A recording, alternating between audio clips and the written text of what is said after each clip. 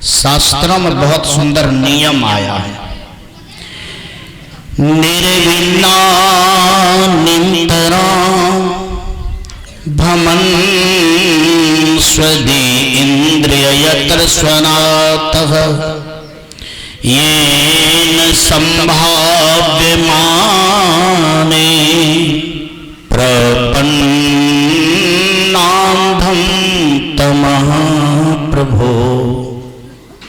जो समझदार हो जाते हैं उनका बोली विचार कुछ करने का तरीका बदलने लगता है। कपिल मुनि को शास्त्र में अवतारी पुरुष कहते हैं। कपिल मुनि की मां देवहूति अपने बेटा के पास आकर के बोली, बेटा मैं संसार से ऊब गई हूं, मुझे अब आंख से किसी चीज को देखने में, कान से किसी चीज को सुनने में, जिह्वा से किसी चीज को चखने में, नाक से सूंघने में, चमड़ा से स्पर्श करने में या पैर से कहीं जाने में अब मुझे मन नहीं लगता है। कपिल मुनि अपने मां से बोले, क्यों, क्या कारण? कहा कारण यही है कि मुझे मालूम पड़ता है कि यह संसार में दुख ही दुख है। आज तक मैं अपने इंद्रिय के द्वारा बहुत जगह जा जा करके सुख खोजा, लेकिन मुझे सुख नहीं मिल रहा है। सुनने में आया बेटा कि तू भगवान हो, तो तू बता दो कि मुझे सुख कैसे मिलेगा, मेरे अंदर में सुख शांति कैसे आएगी, हमारा जीवन सफल कैसे होगा, ये तू मुझे राज बता दो। क्योंकि धीरे धीरे मेरा जीवन जो है बहुत गुजर गया।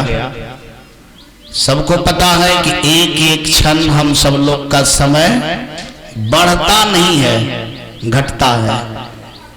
एक एक श्वास हम लोग का समय, हम सब लोग बच्चे पर आरोपित करते हैं बात को कि मेरा बेटा का उम्र बढ़ रहा है, लेकिन यह गलत है।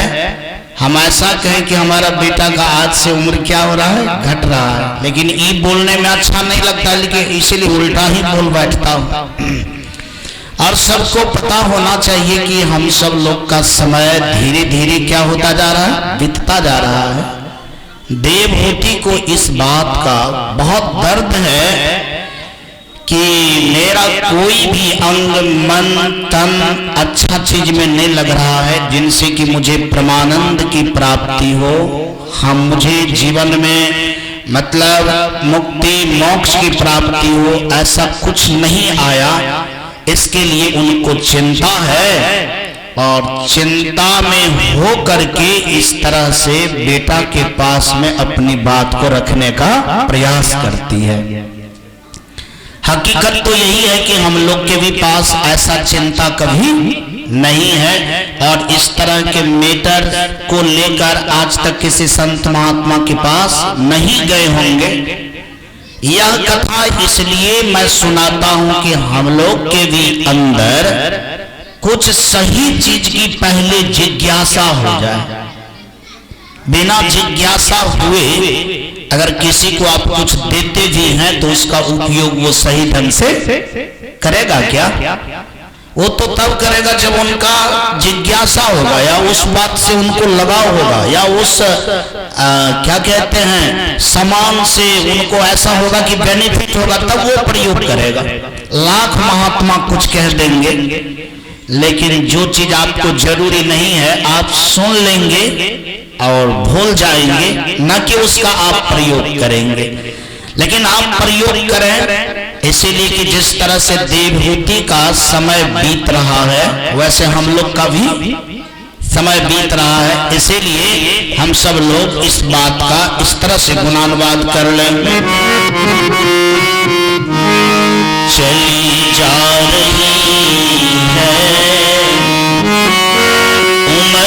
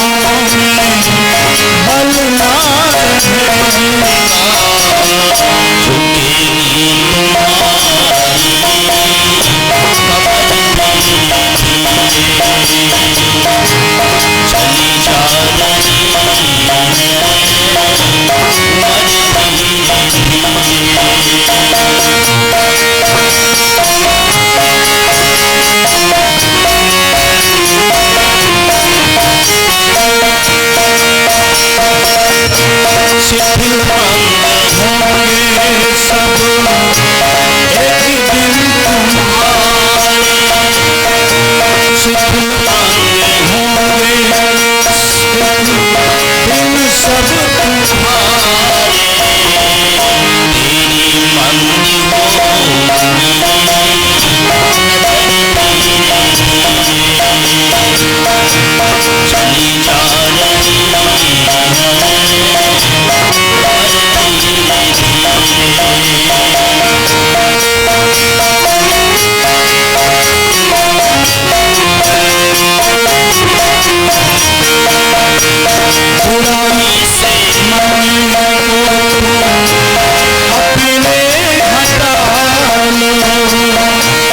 बुराई से मन को अपने हटा लो, बन जाएगी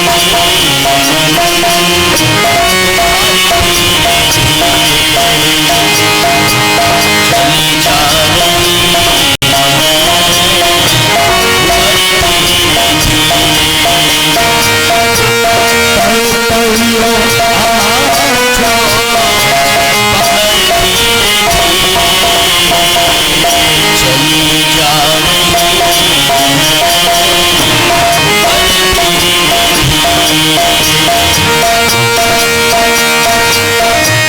भजन कर हरि का पल पल प्यारे, भजन कर हरि का पल पल प्यारे, मिल जाएगा चली जा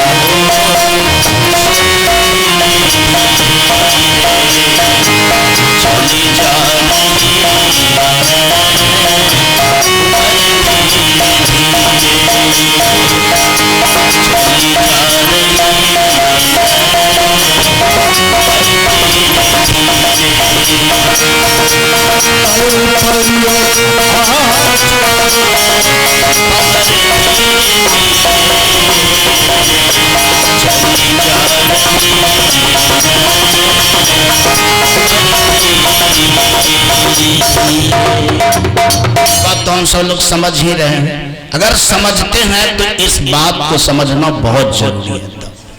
कपिल मुनि बतलाते हैं अपनी माँ को भेद कि तुम्हारा माँ उद्धार कैसे होगा, क्या करने से होगा, ये राज तो सबको जरूरी है। योग अध्यात्मिकः पूषाम मतो निःश्रेषाय मे अत्यंतो परत्रियत्र दुःखस्य च सुखस्य च। भेद बतलाते ये सबको जरूरी है, ये सुनना चाहिए सबको, सब कुछ छोड़कर। क्योंकि जिस रास्ता को समझकर, जिस भेद को समझकर हम लोग का कल्याण होने वाला है, वो चीज को, सब कुछ को बंद करके क्या करना है, सुन लेना है, समझ लेना है। कहा मां यह मेरा निश्चय है। निश्चय का मतलब गारंटी। कौन कह रहे हैं? कपिल मुनि कहते हैं। किन से कह रहे हैं? मां से। ये निश्चय है, मैं गारंटी लेता हूं कि अध्यात्म योग ही मनुष्यों के आत्यांतिक कल्याण का मुख्य साधन है। उस साधन का नाम क्या है? अध्यात्म योग। उस साधन का नाम अब है कि अध्यात्म योग क्या है, ये जानेंगे ना कि अध्यात्म योग होता क्या है। नाम तो दिया कि अध्यात्म योग, तो सबसे पहले हम जाने कि अध्यात्म किसे कहते हैं, तब अध्यात्म योग जानेंगे। अध्यात्म जानेंगे तब अध्यात्म योग का पता चलेगा जी। अध्यात्म कहते हैं 5 ज्ञान इंद्री, 5 कर्म इंद्री, 1 मन। कितना हो गया? 11। यानी इस 11 को एक नाम दिया गया है, अध्यात्म। क्या नाम दिया है? अध्यात्म माना 11 इंद्रियां जी। 11 इंद्रियां, 5 तन मात्रा होता है, मतलब बहुत कुछ होता है, लेकिन यहाँ पर समझना है कि अध्यात्म का अर्थ होता है 11 इंद्रियां। योग मतलब क्या होता है? एक करना, जोड़ना। क्या करना? जोड़ना। प्रश्न है कि 5 ज्ञान इंद्रियां जो है उस सब का काम अलग अलग है ना? जैसे किसी को किसी से कोई तालमेल है ही नहीं। जैसे आंख का काम है देखना, कान का काम है सुनना, तो दोनों में कोई तालमेल है? एक होने का कोई सवाल, मतलब बात है। पांचों है तो 5 जैसा है। कोई उत्तर जाने वाला है, कोई दक्षिण जाने वाला है, कोई पूरब जाने वाला है, कोई इतना तक रहा है कि किसी के बदले में कोई काम भी नहीं कर सकता है। जैसे कान किसी का बहिरा हो गया, आंख कहेगा कि तुम्हारा बदला में हम देख भी लेंगे और सुन भी लेंगे, तो ऐसा संभव नहीं। अब पैर का काम हाथ करना शुरू कर दे, ये भी संभव नहीं है। कोई भी इंद्री एक दूसरे के बदला में काम कर सकता है? नहीं कर सकता है। और जो इतना अलग अलग है कि जरा सा भी किसी से तालमेल नहीं है, और उसको क्या करना है? एक करना है। ये कितना समझ का विषय है? ये तो बहुत समझ का विषय है। और जो व्यक्ति इसको एक कर लेगा तो इसका मतलब है कि वो अध्यात्म योग में क्या हो जाएगा? सफल। और अध्यात्म योग में सफल हो जाएगा तो उसका जीवन का क्या हो जाएगा? परम कल्याण। अब सवाल ये है, ये बात तो समझ गए, लेकिन योग समझ गए सो बात तो नहीं है। अरे इतना ही नहीं जाने कि अध्यात्म क्या है, और इनके बाद उसको क्या करना है? एक करना है। क्या करना है? अब एक कैसे होगा? इसी बात को कबीर साहब कहा, संतो घर में झगड़ा भारी, रात दिवस उठी सब मिली लागे, एक ढोठा एक नारी। संतो घर में झगड़ा, कहा जो इस झगड़ा को निबेड़ लेता है वो अपना जीवन को क्या करता है? परम कल्याण कर लेता है। इसका मतलब है कि कबीर साहब जो कह रहे हैं, कपिल मुनि भी वही कह रहे हैं। जो कपिल मुनि कह रहे हैं वही कबीर साहब भी कर रहे हैं। और ये करना अपना लोग का मोस्ट इंपोर्टेंट कार्य है। अगर ये कार्य को नहीं समझते हैं तो हम अपना कल्याण का कार्य नहीं समझ रहे हैं। जो अपना कल्याण नहीं चाहता है उसको अपना जीवन से कोई प्रेम, हमको दूर दराज ज्यादा नहीं जाना है। हमको सबसे पहले जीवन का निकटतम कार्य को समझना है। अब एक कैसे होगा? जब सब अपना अपना काम में बिजी रहेगा तो एक होने की कोई संभावना। लेकिन एक प्रश्न आपसे करता हूं कि ये हनुमान नगर है, हनुमान नगर का सब आदमी अपना अपना खेत में रहे। रामनगर मतलब रामनगर का सब लोग अपना अपना खेत में रहे, तो सबका खेत तो एक जगह नहीं है। किसी का खेत है पूर्व, किसी का खेत है पश्चिम, किसी का है उत्तर, किसी का है दक्षिण। तो सब अपना अपना कामों करेगा, एक भी जगह रहेगा, ऐसा संभव है?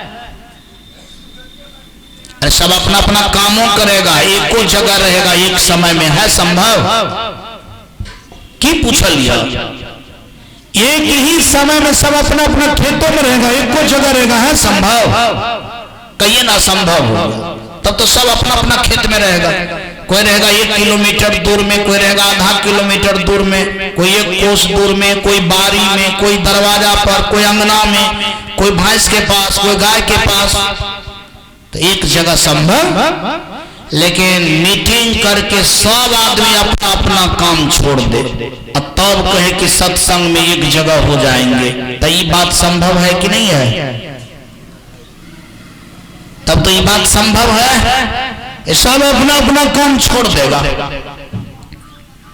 एक जगह आकर के हम सब लोग को क्या करना है, उपस्थित हो जाना है, तब तो बिल्कुल संभव है। लेकिन एक जगह होने के लिए सबको क्या करना पड़ेगा, अपना अपना काम छोड़ना पड़ेगा। बात समझ में आ रही? अगर सब इंद्रिय अपना अपना काम छोड़ दे,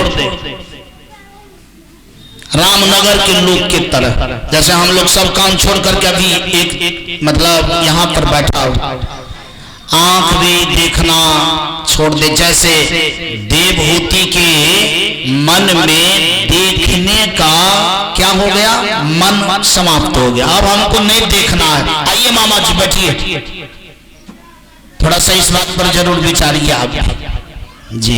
एक बार प्रेम से बोलना पड़ेगा, बोलिए सदगुरु देव की।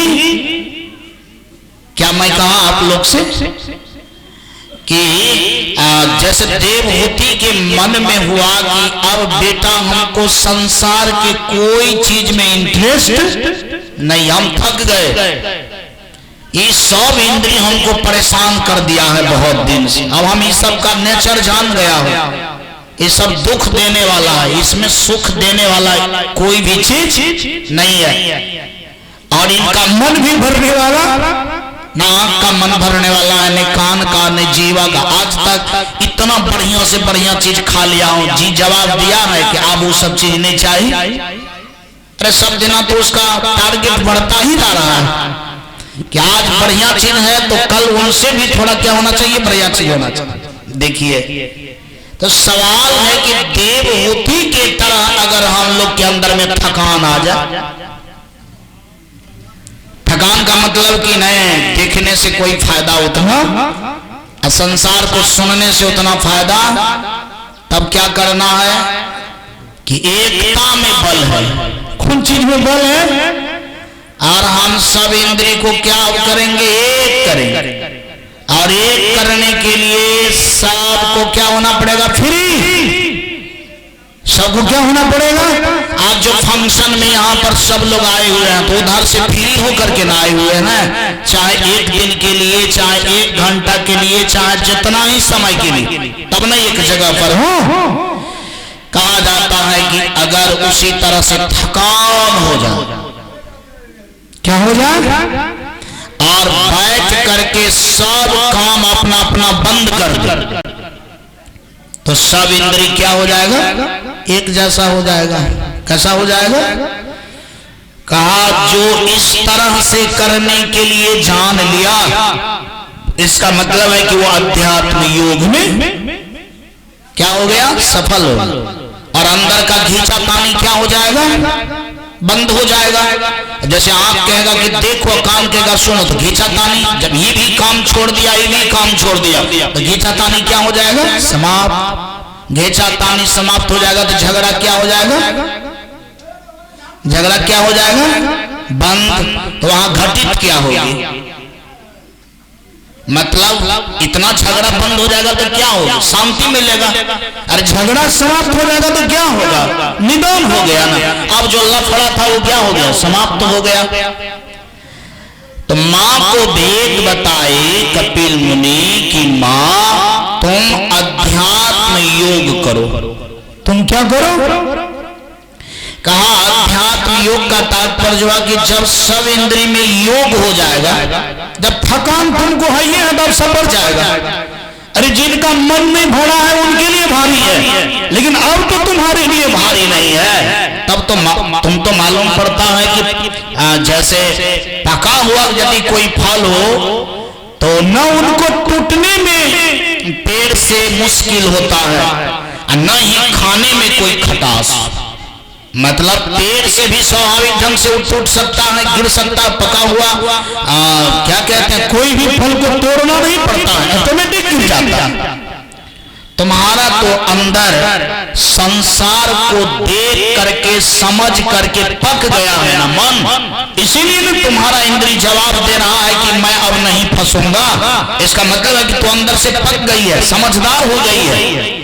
और जो व्यक्ति समझदार हो जाता है उसको योग करने में किसी भी प्रकार का दिक्कत माँ तू जो मुझे मिल गई ना, मुझे तो योग कहने का समय आ गया। ऐसा आदमी तो मुझे कभी मिला ही नहीं था। अरे किसी को कहते तुम मानता ही नहीं, लेकिन तुम तो थक करके आई, इसलिए तुम मान जाएगी। तो क्या करना है तुम्हें? अध्यात्म योग करना है। क्या करना है? और एक बात जाने, अगर मन भी बनता है तो 5 इंद्रिय अगर अपना काम करना छोड़ दे तो मन भी बनना क्या हो जाएगा? अब जैसे जिह्वा खाया ही नहीं है जो चीज को कभी, उसका मन बनेगा कि उसका स्वाद कैसा है? आज तक मन कौन चीज का होता है? जिनको देखा हूं उसी को देखने का, जिसको खाता हूं उसी को खाने का, जिसको सुनता हूं उसी को सुनने का, जिनसे मिलता हूं उसी से बार बार मिलने का। लेकिन जब यह सब काम स्टॉप बंद हो जाएगा तो मन भी क्या हो जाएगा? मन का भी झंझट, मन का भी तरंग क्या हो जाएगा? समाप्त हो जाएगा। और उस व्यक्ति के अंदर में कल्याण घटित हो जाए। क्या करना चाहिए? अपना लोग को अध्यात्म योग करना चाहिए कि नहीं? तो जिनको जिनको अध्यात्म योग करना है, आज सुबह में कोई भी आदमी नहीं आ पाए। अध्यात्म योग करने के लिए सब आदमी को 4 बजे से 5 बजे तक मेडिटेशन करना चाहिए, ध्यान करना चाहिए। क्या करना चाहिए? ध्यान में क्या करना चाहिए? सारा इंद्रिय को हर चीज से अलग करके एक करना, इसका नाम है अध्यात्म योग। और ये कला किसने दिया? ये कला किसने दिया? कपिल मुनि ने दिया। किसको दिया? अपनी मां को दिया। मैं समझता हूं कि अगर ये बात अपना लोग के अंदर में समझ में आ जाए, सुबह शाम अगर एक काम करने के लिए जान लें तो कितना बड़ा विधि को प्राप्त कर लेंगे। उन समय में करेंगे जिस समय में कोई बाहर का काम नहीं है। अगर ये काम करना शुरू कर दें तो सच में अपना लोग का कल्याण का जो गेट है वो क्या हो जाएगा? खुल जाएगा। इसी बात को कपिल मुनि ने कहा, चेतः खलभस्यः बंधाय मुक्तये चात्मनोमतम् गुणेषु सप्तम बंधाय रतम वापुषि मुक्तये। कहा मन ही बंधन का कारण है और मन ही क्या है? मोक्ष का कारण है। मने से आदमी बंध जाता है, अब मने से व्यक्ति क्या हो जाता है? संसार से छूट जाता है। मां ये दोनों कारण मने में, मन तुम्हारे पास है।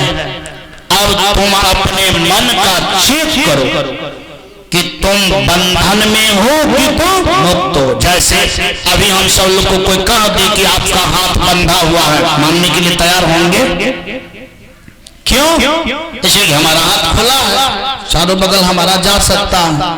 कोई कह दे कि आपका जो है आंख को कोई पट्टी लगा करके बंद कर दिया तो आप मानने के लिए तैयार होंगे? आप देख रहे हैं। उसी तरह से हमारा मन बंधन में है। ये कैसे पता चलेगा? ये पता चलेगा कि जब आंख देखने के लिए व्याकुल है तो समझेंगे रूप हमारा बंधन हो गया। जब भोजपुरी गीत सुनने के लिए व्याकुल है तो शब्द हमारा बंधन हो गया। नहीं, जब बाल बच्चा के याद सताता है तो मोह हमारा बंधन हो गया। समझे छोटी बात का जी। जब जीवा बढ़िया बढ़िया चीज खाने के लिए हर वक्त चटपटाते रहता है, मन नहीं लगता, तो समझिए स्वाद हमारा बंधन हो गया। इस सब में से हमको कुछ नहीं है, तब तो समझना चाहिए ना कि हमारे पास में कोई बंधन। तो ये बात दूसरा आदमी कहेगा कि आप स्वयं बुझिएगा। इतना तो बुझने में कम से कम बुद्धियार होना चाहिए, सबको नहीं होना चाहिए। अगर इतना बुझने में हम सब लोग बुद्धियार नहीं बने तो इसका मतलब है कि हम किसी और के लिए बुद्धियार हो सकता हूं, गेहूं उपजाना चाहता हूं तो गेहूं के लिए बुधियार हूं, मक्का उपजा लेता हूं तो मक्का के लिए बुधियार हूं, गाय पोस करके अगर दूध निकाल लेता हूं तो गाय के लिए बुधियार हूं। यदि हम ये काम करने के लिए जान जाएंगे तब किन के लिए बुधियार होंगे? हम अपने लिए। आप नोट कीजिए इस बात को, बहुत लोग बहुत चीज के लिए बुधियार है। जैसे मैं बोलने में बुधियार हूं, देखिए माइक में बोल रहा हूं, थोड़ा बहुत गाने में बुधियार हूं, गा लेता हूं, लेकिन ये बुधियारी कोई हम अपने लिए नहीं है। अपने लिए तो हम तब बुधियार होंगे जब इस बात को जान जाएंगे कि हमारा जीवन मुक्त में है, कि हमारा जीवन बंधन में है, और हम अध्यात्म योग करना जाने की नहीं जाने। जब ये बात समझ में आ जाएगी और ये बात अगर हम करना प्रारंभ कर दें तो पता चलेगा कि हम किसके लिए तब बुधियार हैं? अपने लिए। गीत गाना ये तो दूसरे को मजा आएगा, प्रवचन करना ये तो दूसरे के लिए बुधियार हुए, लेकिन जब योग करेंगे और जब हम अपने मन का निरीक्षण परीक्षण करने के लिए जान जाएंगे कि हमारा मन बंद दशा में है कि मुक्त दशा में, और ये बुधियार किसके लिए हुआ? अपने लिए। कहिए तो सब लोग सबके लिए बुधियार है, अपने लिए बुधियार कितना प्रतिशत आदमी है? कहां बाजे जाए? जिंदगी जा रही पल पल, अपना लोग को इसका कोई चिंता फिक्र, असली चिंता है कहां बाजे जाए? असली चिंता तो नहीं है। और जीवन में जब असली चिंता पकड़ में नहीं आया, असली काम पकड़ में नहीं आया, तब तो जीवन निरर्थक ही निरर्थक है, सार्थक तो नहीं हुआ। तो क्या करना है? सार्थक बनाना है। सार्थक बनाना है अपना लोग को भजन गाना है। आइए हम सब लोग भजन गाते हैं सार्थक बनाने के लिए। मन की तरंग मार लो बस हो गया भजन,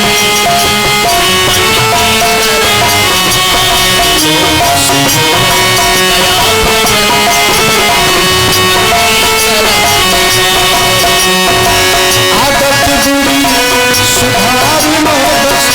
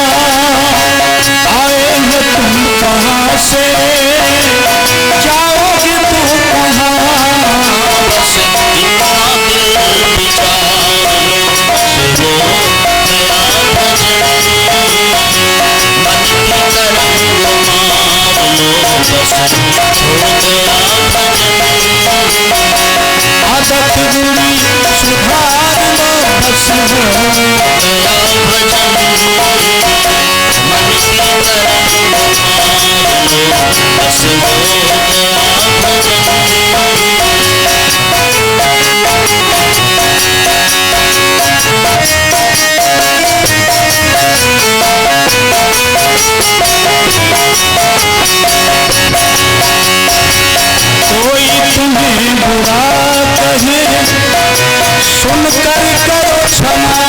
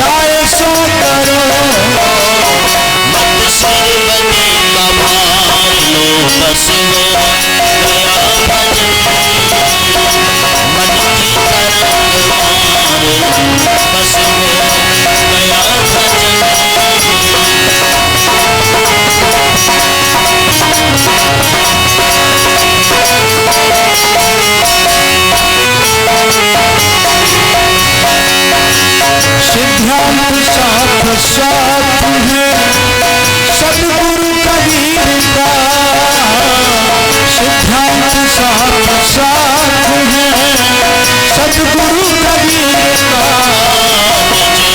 हमसे रूप विचार लो बस हो गया भजन, मन की तरंग मार लो बस हो गया भजन, आदत बुरी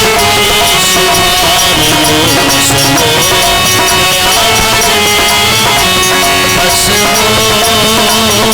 बस हो गया भजन, बस हो गया। तो इसमें भी आपको ऐसा पता चला कि इसमें भी अध्यात्म योग छिपा हुआ है। सवाल है कि मन की तरंग कैसे मिटेगा।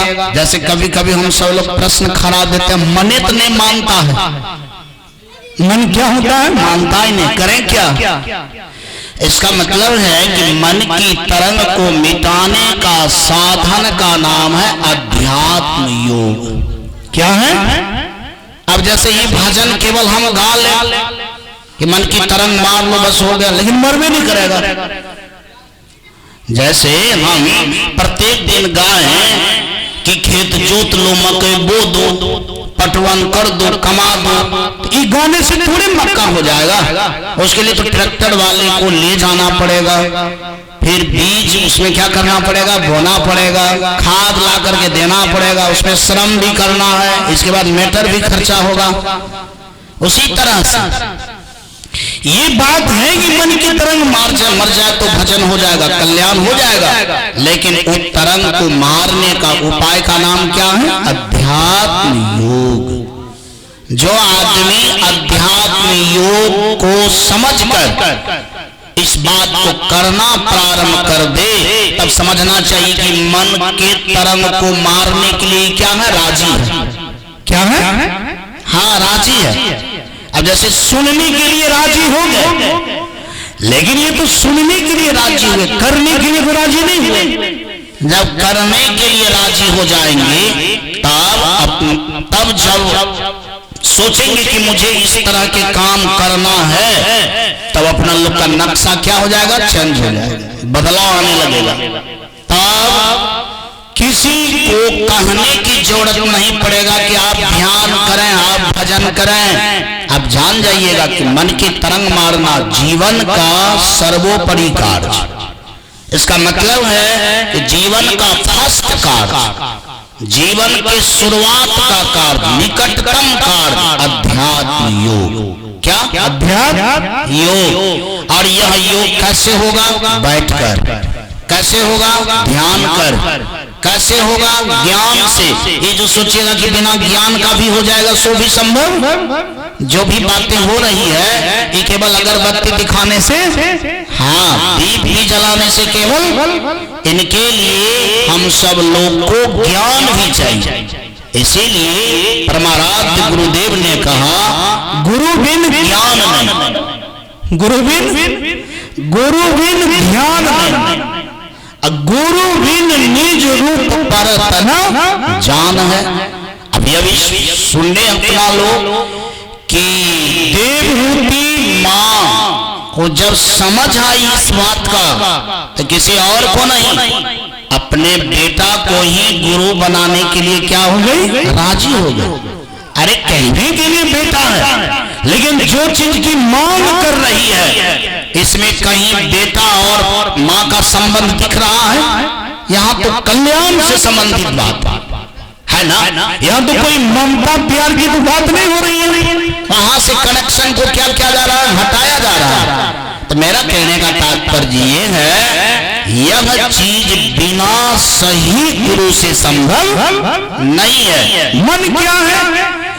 अहममाभिमानोत्थय काम लोभादि निर्मल वितम यदा मनः शुद्धम दुखम सुखम सममा।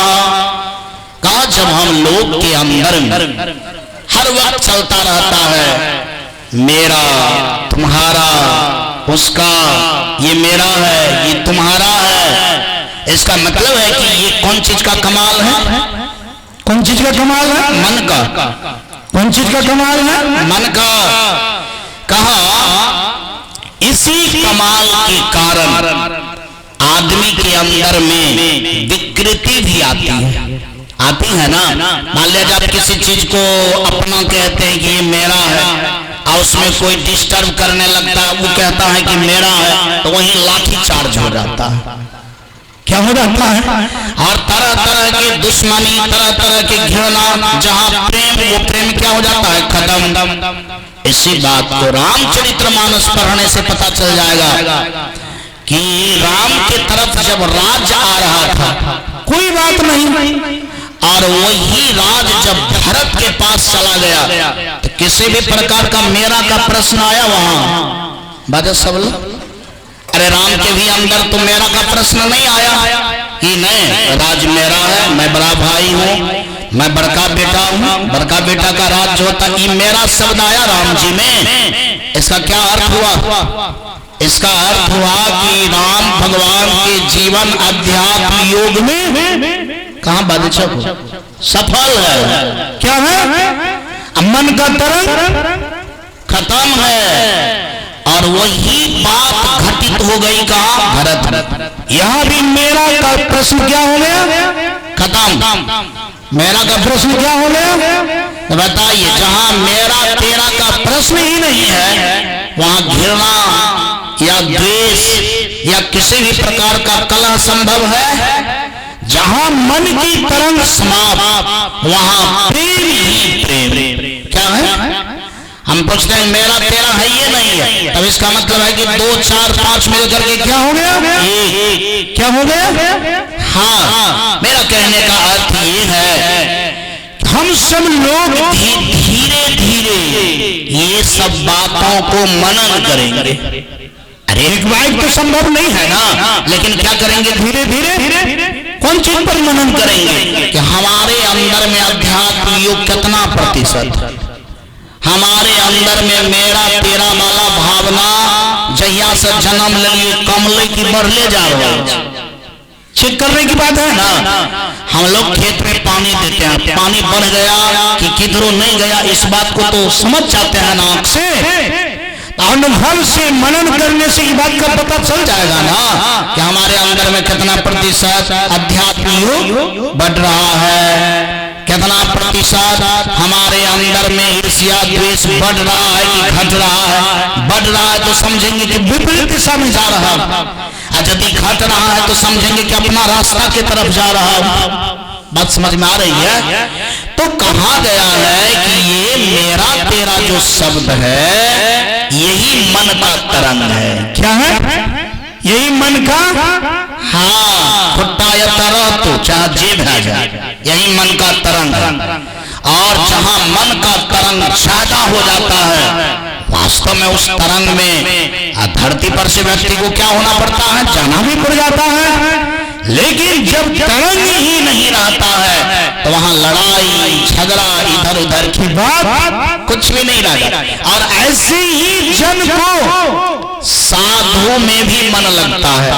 आप देखे होंगे कि राम जी का साधु में मन लग गया। इसका कारण है कि उनका भी इंद्रिय संसार से ज्यादा लगाव नहीं के बराबर।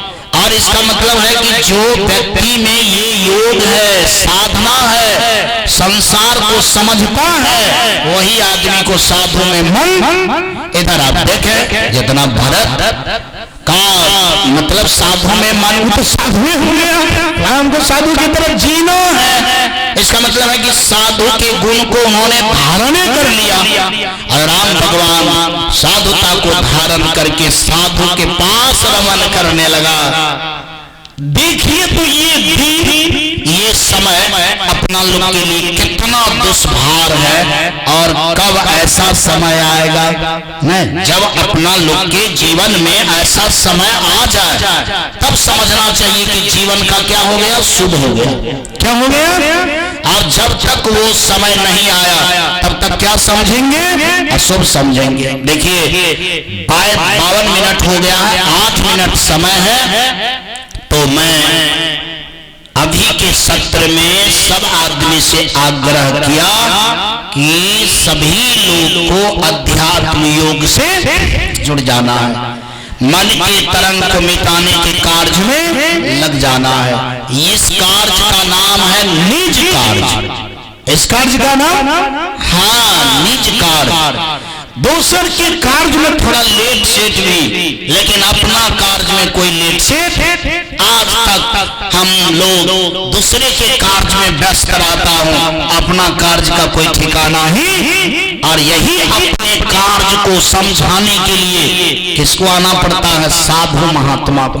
बताइए, साधु महात्मा जितना हम लोग का निकटवर्ती है, उतना आपके घर का आपकी पत्नी बेटा हुआ? कभी कहा है आपके परिवार को, परिवार के लोग आपको कि भाई आप अपना काम कीजिए, कहोगा तेरा?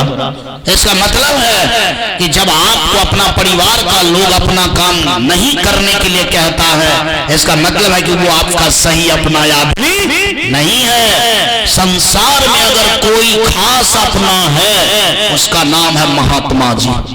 उसका नाम महात्मा जी। और उसका ध्येय रहता है कि सबका अपना अपना काम हो और सबका जीवन। गांव घर में घर के लोग का इतना ही मतलब है कि बुढ़वा बुढ़िया रहे, सब रहे, काम धाम करते भना हम फिर बढ़िया से अपन जिया, हमरो काम धाम चले। संसार के लोग अपने लिए सोचता है, लेकिन महात्मा किसके लिए सोचता है? आपके लिए सोचता है। सच्चा अपना कौन हुआ? संत लोग। इसीलिए करबद्ध प्रार्थना करता हूँ कि सब लोग संत के पास आकर योग सीखें, ज्ञान सीखें, ध्यान सीखें, भजन का आनंद लें और अपने जीवन का क्या करो? शुभ शुभ कल्याण करें। इसीलिए एक बार इस प्रसंग को हम सब लोग गा लेता हूँ। सत्संगत से सुख मिलता है, सत्संगत से सुख, जीवन का कन कन खिलता है, सत्संगत से सुख मिलता है, सत्संगत से सुख मिलता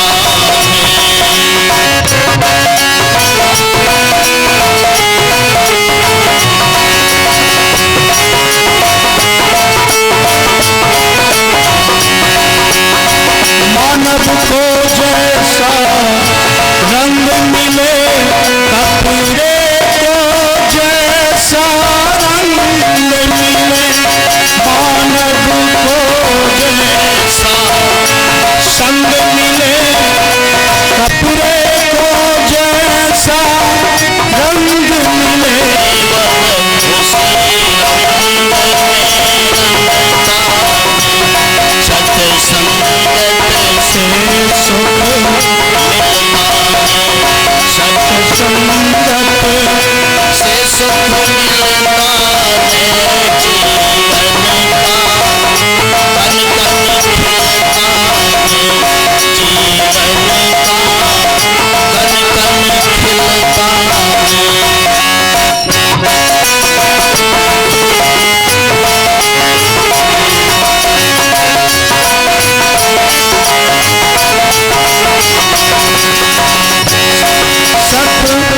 संगत से सौभाग्य जगे, सत्संगत से दुर्भाग्य टले, सत्संगत से सौभाग्य जगे, सत्संगत से दुर्भाग्य टले, पानी से पौधा फलता है, सत्संगत से सुख मिलता है, जीवन का कन कन फलता है, सत्संगत से सुख मिलता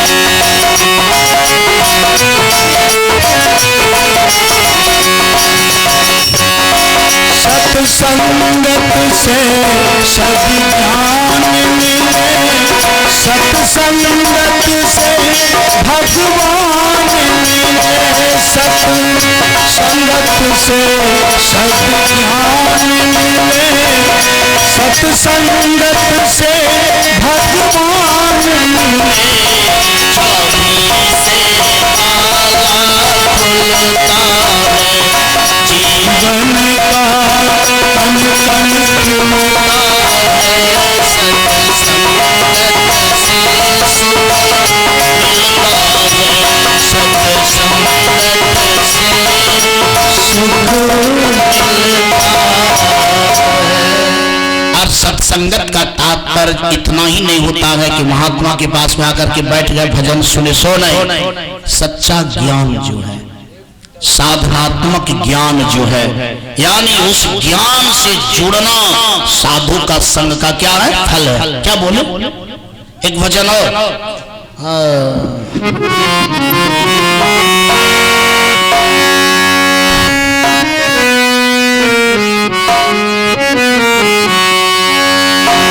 गुरुवर आपकी कृपा से सब काम हो रहा है। गुरुवर आपकी कृपा से सब काम हो रहा है। करते हो तुम